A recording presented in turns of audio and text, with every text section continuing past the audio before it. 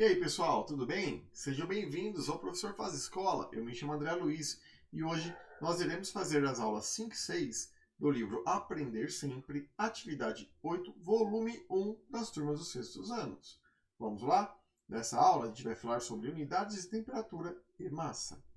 Exercício 1, pessoal. As temperaturas registradas no mês de dezembro de 2020 em algumas cidades brasileiras chegaram a 40 graus Celsius. Isso com a umidade do ar em torno dos 10%.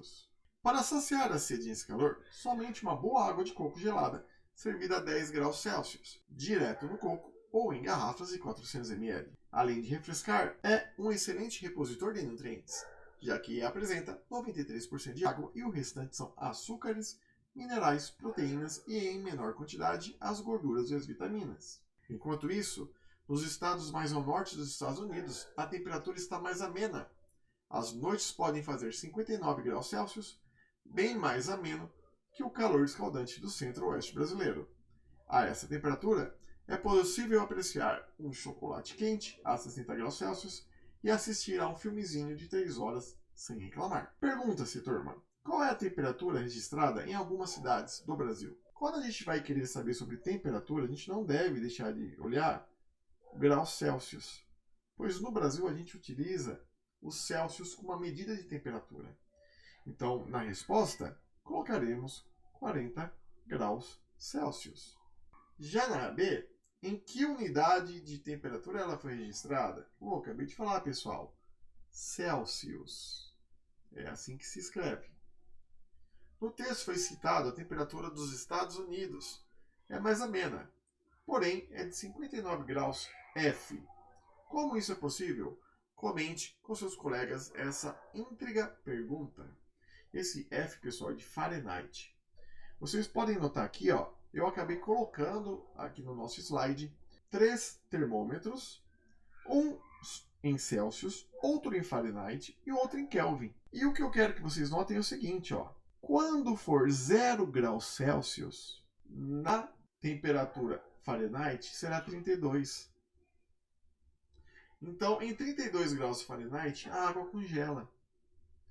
Então, a gente vai saber, porque em 0 graus Celsius, a nossa água congela. E se for usar a temperatura Kelvin, em 273 Kelvin, a água congela.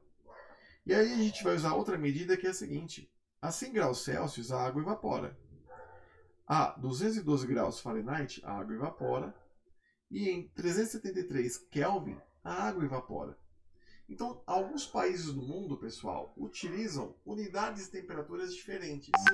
Só que elas terão correlações. Então é bacana a gente notar isso daqui, tá bom? Agora que a gente sabe sobre as medidas, pessoal, tem uma conversãozinha. E a conversão é a seguinte. A fórmula para a gente poder encontrar algum valor de uma temperatura e transitar entre um termômetro e outro será 100 menos 0, x menos 0, igual a 212 menos 32, y menos 32. Com essa fórmula aqui, que a gente tem, eu posso colocar qualquer valor para x, que são Celsius, e qualquer valor para y, que são Fahrenheit. Vejam aqui, pessoal, que a gente subtraiu 100 por 0, ou seja, foi a temperatura de ebulição subtraída da temperatura de congelamento. E a mesma coisa eu fiz na do Fahrenheit. Temperatura de ebulição, temperatura de congelamento. Eu sei o valor da temperatura em Fahrenheit. São 59. Então a gente vai já resolver algumas operações. Então, 100 menos 0 dá 100, x menos 0 dá x. 212 menos 32 dá 180. E 59 menos 32, porque esse valor aqui é 59. Menos 32 vai dar 27. Faremos a multiplicação cruzada. Esse tipo de relação que a gente está mostrando, pessoal, é mais avançado, vai ser dado para vocês mais para frente. Mas, só para vocês terem uma noção, será 180x igual a 2.700. X será 15 graus Celsius. Então, a gente tem que a temperatura em 59 graus Fahrenheit é a mesma coisa que 15 graus Celsius. Mas não se preocupem não, tá, turma? Com essa forma que a gente acabou de fazer. Porque perceba, a gente acabou de utilizar uma fórmula geral que é da física e nós utilizamos a regra de 3 que a gente tem presente na matemática. Exercício 2. O ponto de fusão é a temperatura que as substâncias passam do estado sólido para o estado líquido. Em uma metalúrgica, homens derretem ouro e outros metais. Carlos usa sua aliança de ouro e trabalha a uma temperatura ambiente de 65 graus Celsius. E sabe-se que o ponto de fusão do ouro é de 1064 graus Celsius e o de ebulição é de 2700 graus Celsius. Sobre o texto, responda: A. Quantos graus Celsius teriam que aumentar para que a aliança de ouro de Carlos derretesse? Bom, pessoal, a gente sabe que a fusão se dá em 1064 graus, que é o estado sólido para o estado líquido, graus Celsius. E o lugar que o Carlos está a 65 graus Celsius. Então a gente vai fazer uma subtração. Aqui a gente não vai conseguir, porque 4 menos 5 não vai ser possível nesse caso. Emprestamos um do lado, 14 menos 5 vai dar 9. Aqui não é mais 6, passa a ser um 5. A gente vai pegar emprestado do lado. 15 menos 6 dá 9. Aqui é um 9. Então a gente tem que, para que o ouro da aliança do Carlos derretesse, faltam ainda 999 graus Celsius. Já na B, qual a diferença da temperatura de fusão e de ebulição? A de ebulição, pessoal, é de 2700 graus Celsius. E a de fusão é de 1064 graus Celsius. Ele quer a diferença. Toda vez que a gente ver essa palavra, a diferença entre dois números, a diferença entre duas temperaturas, a diferença entre dois pesos, a gente vai estar falando da subtração. Então a gente sempre tem que ter esse cuidado, tá bom? Ouviu? Diferença. Leu? Diferença. É um subtraído do outro. Então eu quero saber qual é a diferença da fusão e da ebulição. Fazendo a subtração aqui, pessoal, então já vou fazendo mais rápido, a gente vai ter 10 menos 4 vai dar 6. Aqui é um 9, 3, 9zinho. Aqui não é mais 7, passa a ser um 6. E 2 menos 1 é 1.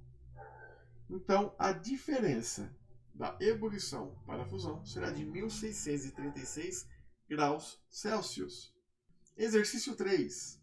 Se grandes atitudes não forem tomadas imediatamente com relação à emissão de gases do efeito estufa na atmosfera, estima-se que a temperatura média global aumente 1 grau Celsius a cada 5 anos. Informação importante.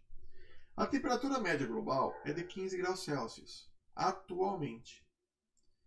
Caso aumente ainda mais, causará o derretimento de todo o gelo da Groenlândia, fazendo o nível dos mares aumentar em 6 metros.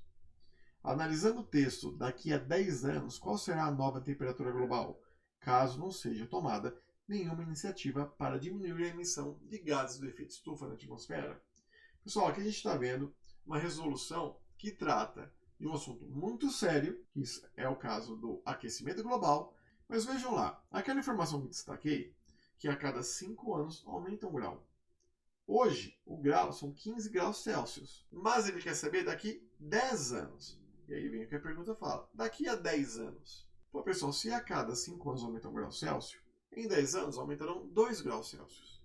Então, de 15 graus Celsius, nós iremos para 17 graus Celsius, pois a cada 5 anos aumenta 1. Exercício 4. Ricardo foi ao mercado comprar alguns produtos. Veja quais foram. Pessoal, não vou falar os produtos aqui, mas a gente tem iogurte, maçã, leite. Qual é a pergunta? Destes produtos, quais são identificados com unidades de massa? Pessoal, unidades de massa são quilogramas e gramas, tá bom? Tudo que a gente vê, milímetro, litro, a gente vai estar falando de volume. Então, olhem aqui. As unidades e gramas que a gente tem estará para o iogurte, para a maçã, que está em quilogramas, para o café e para a barra de chocolate. Falei que não ia dizer quais são os produtos, mas acabei precisando falar. Então a gente vai colocar iogurte, maçã, café e barra de chocolate, que estão em gramas ou quilogramas. A essência de baunilha e o leite estão em unidades de volume. Certinho, pessoal? Vamos para a última pergunta. 5, turma. Veja a tabela nutricional a seguir. Nós temos aqui a informação nutricional de uma porção de 200 ml. O produto, eu não sei qual é, mas dentro dessas informações nós temos o valor energético, os carboidratos, proteínas, gorduras totais, gorduras saturadas, gorduras trans e fibras alimentares. E o sódio.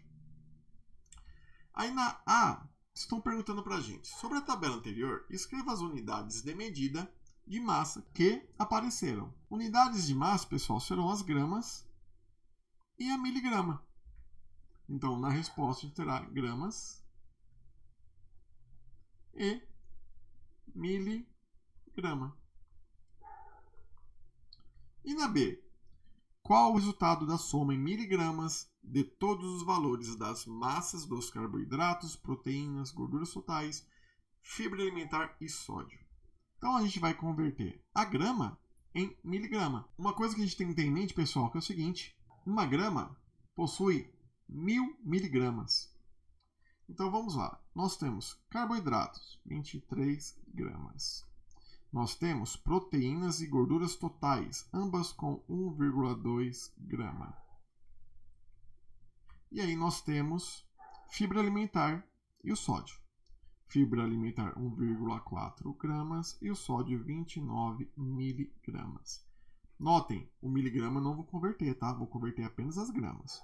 Então, se em 1 grama eu tenho 1000 miligramas, 23 gramas, 23 mil miligramas. 23 mil miligramas. Se eu tenho 1,2 grama, é a mesma coisa que 1.200. Estou multiplicando tudo por 1000, tá, pessoal? 1,4 gramas é a mesma coisa que 1.400 miligramas. E, por último, 29 miligramas. Ele quer saber qual é a soma de tudo. Vamos lá. Aqui vai dar 9, aqui vai dar 2, aqui vai dar 8, né? Porque 2 mais 2, 4, mais 4, 8. E nós teremos 3 mais 1, 4, mais 1, 5, mais 1, 6. E 2 mais 0, pessoal, 2. Então, no total, nós teremos 26.829 miligramas. Parece algo absurdo, né, turma? Mas, na verdade, ó, é 26,829 gramas. Quando a gente começa a tratar com medidas, então a gente vai ter várias formas de dizer. A gente pode chamar miligramas, gramas, quilos. Então, à medida que a gente vai convertendo a nossa grandeza, altera-se também o valor numérico, mas isso não significa que esse valor da miligrama seja maior que o valor da grama, tá bom? E é isso aí, turma. Obrigado por assistirem mais essa aula. Espero que vocês tenham gostado. Curtam e compartilhem o canal. E até a próxima. Tchau, tchau.